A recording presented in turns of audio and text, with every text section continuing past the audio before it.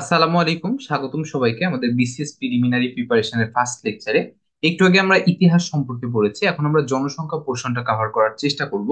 তো এই জনসংখ্যা পোর্শনে আমরা যে 17টা ক্লাস পাবো, সেখানের মধ্যে আমরা উপজাতি সম্পর্কে 7টা ক্লাস, শিক্ষা সম্পর্কে 6টা ক্লাস, স্বাস্থ্য সম্পর্কে একটা ক্লাস এবং জনসংখ্যার বেসিক সম্পর্কে 3টা ক্লাস পাবো। এর মধ্যে উপজাতির যে 7টা ক্লাস, তার মধ্যে প্রথম ক্লাসটা আমরা আজকে করব। তো স্বাগতম সবাইকে, আমি ওহিউর রহমান, সিলেট এমএজি ওসমানী মেডিকেল কলেজের পঞ্চম বর্ষের একজন এমবিবিএস স্টুডেন্ট, সেশন 2019-20। তো আমরা শুরু করি। আমরা উপজাতি বা ট্রাইবস সম্পর্কে জানার সময় আমাদের দুইটা টার্ম মাথায় আসবে, একটা হচ্ছে আদিবাসী আর একটা হচ্ছে উপজাতি। তো এই দুইটা জিনিস আসলে কি? আদিবাসী মানে কি? আদিবাসী মানে হচ্ছে কোনো একটা ভূখণ্ডে কোটি কোটি বছর ধরে যারা বসবাস করছে তাদেরকে আমরা বলছি আদিবাসী। যেমন এই ভারতবর্ষের এই ভূখণ্ডে অথবা বাংলাদেশের এই ভূখণ্ডে আগে থেকে কারা ছিল? আমরা একটু আগেই পড়েছি, অনার্যরা ছিল। অনার্যদের মধ্যে কারা ছিল? নেগ্রিটো। নেগ্রিটো মানে সাঁওতাল, ভিল, মুন্ডা বা কোল, ভিল, মুন্ডা। এই কোল, ভিল, মুন্ডা কিন্তু অনেক দিন থেকে ছিল এবং পরবর্তীতে অস্ট্রিকরা এসে কিন্তু তাদেরকে এই জায়গা থেকে বিতাড়িত করে ফেলে। তাহলে আদিবাসী কারা হবে? আদিবাসী হবে সেই কোল, ভিল, মুন্ডা, এরাই হবে। এরা হচ্ছে আমাদের আদিবাসী।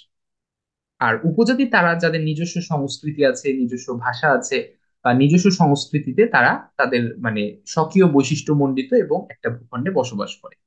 তো আমরা তো জানি উপজাতি কারা, চাকমা, মারমা, গারো, খাসিয়া, এরাই তো উপজাতি, ঠিক না? তো আমাদের সংবিধানের 23 ক অনুচ্ছেদে এদেরকে কিন্তু উপজাতি হিসেবে বলা হচ্ছে, মানে যে সকল ক্ষুদ্র জাতিসত্তা বা নৃগোষ্ঠী আছে বা সম্প্রদায় আছে, ইথনিক মাইনরিটি বলা হয়, ওদেরকে উপজাতি হিসেবে আখ্যায়িত করা হচ্ছে। কিন্তু তাদের যে নেতৃবৃন্দ, অর্থাৎ আদিবাসী নেতা যারা আছে, তারা কিন্তু এই বিষয়টাকে ভালোভাবে নেয়নি। তারা বলেছে আমরা উপজাতি না, আমরা হচ্ছে আদিবাসী। ইভেন জাতিসংঘ কিন্তু তাদেরকে আদিবাসী হিসেবেই আখ্যায়িত করেছে। তবে আমাদের লজিক কি বলে? আমরা একটু আগে পড়েছি যে সবার আগে কে ছিল? নেগ্রিটো ছিল। নেগ্রিটো মানে কোলভিল মুন্ডা। কিন্তু এই কোলভিল মুন্ডাকেও আদিবাসী বলার উপায় নাই, কারণ তারা তো আগেই বিতাড়িত হয়ে গেছিল। আর পরে যেসব সাঁওতাল এখনো আছে, তারা কিন্তু আগে সেই সাঁওতাল না। তারা হচ্ছে ডিফারেন্ট একটা জনগোষ্ঠী, তো তাদেরকে আদিবাসী বলার সুযোগ নাই। আর যারা অস্ট্রিক বা হচ্ছে দ্রাবিড়, তারা তো বাঙালি জাতির অন্তর্ভুক্ত, তারা তো আর আদিবাসী হবে না। আর পরে যারা ভুরচীনীয় বা মঙ্গোলীয় থেকে এসেছিল, গারো, চাকমা, অর্থাৎ এটা আমরা একটু আগে ইতিহাসের ক্লাসে পড়েছি, ঠিক না, যে গারো, চাকমা, খাসিয়া, এরা হচ্ছে কি মঙ্গোলীয়র মধ্যে অন্তর্ভুক্ত। তো এদেরকে তো আর আদিবাসী বলা যাবে না, কারণ এরা তো অনেক পরে এসেছে। তো যাই হোক, জাতিসংঘ এদেরকে আদিবাসী বলেছে বা তারা নিজেরাও নিজেদেরকে আদিবাসী বলতে চায়, কিন্তু আমাদের সংবিধানে তাদেরকে উপজাতি হিসেবে আখ্যায়িত করা হচ্ছে। বিশ্ব আদিবাসী দিবস 9 আগস্টে পালিত হয়। এবং একটা ইম্পর্টেন্ট প্রশ্ন হচ্ছে, বৃহত্তম নৃগোষ্ঠী কারা? এটা বললেই অনেকে ভাবে বৃহত্তম নৃগোষ্ঠী হচ্ছে চাকমা। আসলে বৃহত্তম নৃগোষ্ঠী বাংলাদেশে কারা? এটা হচ্ছে বাঙালি। কারণ আমি কিন্তু এটা প্রশ্ন করিনি যে বৃহত্তম ক্ষুদ্র নৃগোষ্ঠী কারা। অর্থাৎ ওই যে অস্ট্রিক, দ্রাবিড় এবং আর্য সব মিলে যে বাঙালি জাতি তৈরি করেছে, এটাই তো সবচেয়ে বেশি জনসংখ্যার দিক থেকে। এটাকেই বলা হচ্ছে বৃহত্তম নৃগোষ্ঠী।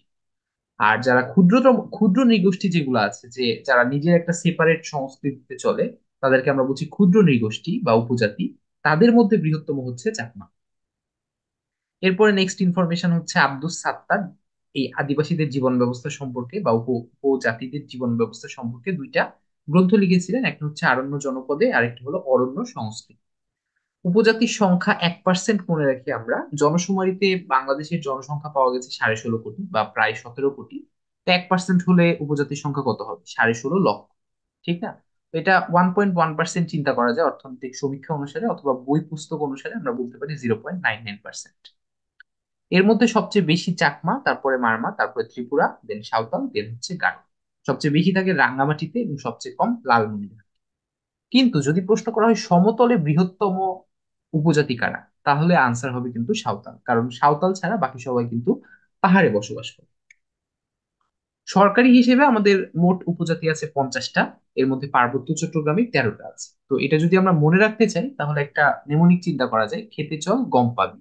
খেতে চল গম পাবি মানে খে দিয়ে আছে খিয়াংখুমি, তে দিয়ে তঞ্চঙ্গা ত্রিপুরা, চ দিয়ে চাকমা চাক, ল দিয়ে লুসাই, গ দিয়ে গুর্খা, ম দিয়ে মারমা এবং ম্রো, আর পা দিয়ে পাংখোয়া, আর বি দিয়ে হচ্ছে বনযোগী বা বম।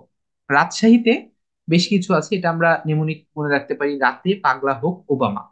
রা দিয়ে রাজোয়ার, তে দিয়ে তেলি, পা দিয়ে পাহাড়ি, গ দিয়ে গঞ্জু আর গড়াই, লা দিয়ে লোহার, হো দিয়ে হো, ক দিয়ে কোল বা কড়া, ও দিয়ে ওরাও, বা দিয়ে বাগদি এবং মা দিয়ে হচ্ছে মাহাতো, মাহালি এবং মুশহর।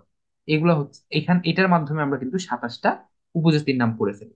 সিলেটে আছে খাসিয়া, মণিপুরি, গারো, পাত্র, ভূমিজ, হুদি এবং মুন্ডা। সবচেয়ে ইম্পর্টেন্ট হচ্ছে খাসিয়া, মণিপুরি এবং গারো। এছাড়া পালিয়া, কাছারি এরাও আছে। আর একটা ইম্পর্টেন্ট কথা হচ্ছে মৌলভীবাজারে একটা আছে টাঙ্গন। তো মৌলভী নামটা কার সাথে রিলেটেড? মুসলিমদের সাথে রিলেটেড। এখান থেকে আমরা মনে মনে রাখতে পারি যে একমাত্র মুসলিম উপজাতি হচ্ছে পাঙ্গল। সুন্দরবনে দুইটা উপজাতি আছে, একটা হচ্ছে বাওয়ালি আর একটা হলো মোয়ালি। জেলা ভিত্তিক সবচেয়ে বেশি উপজাতির সংখ্যা হচ্ছে মৌলভীবাজারে 31টা। আর পার্বত্য চট্টগ্রামের মধ্যে রাঙামাটিতে সবচেয়ে বেশি সংখ্যক উপজাতি বসবাস করে। আর সবচেয়ে কম বসবাস করে খুমি এবং চক। তাদের উৎসবের নাম হচ্ছে বৈশাখী, অর্থাৎ বৈশুক, সাংরাই এবং বিজু। চাকমাদের বিজু, মারমাদের সাংরাই এবং ত্রিপুরাদের বৈশু।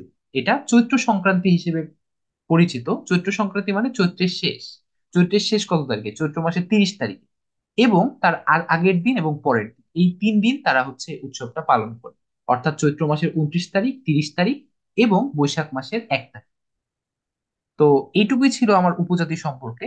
তবে একটা একাডেমি সম্পর্কে একটু জানতে চাই, যে উপজাতীয় সাংস্কৃতিক একাডেমি, এটা বিরিশিরি নেত্রকোনাতে অবস্থিত। এটাই কিন্তু দেশের প্রথম উপজাতীয় সাংস্কৃতিক কেন্দ্র, যেটা 16ই আগস্ট 1977 সালে স্থাপিত হয়েছে। এটা আমরা সাল সহ মনে রাখবো। তো এই ছিল আমার কাছে উপজাতি সম্পর্কে। ধন্যবাদ সবাইকে। সালাম আলাইকুম।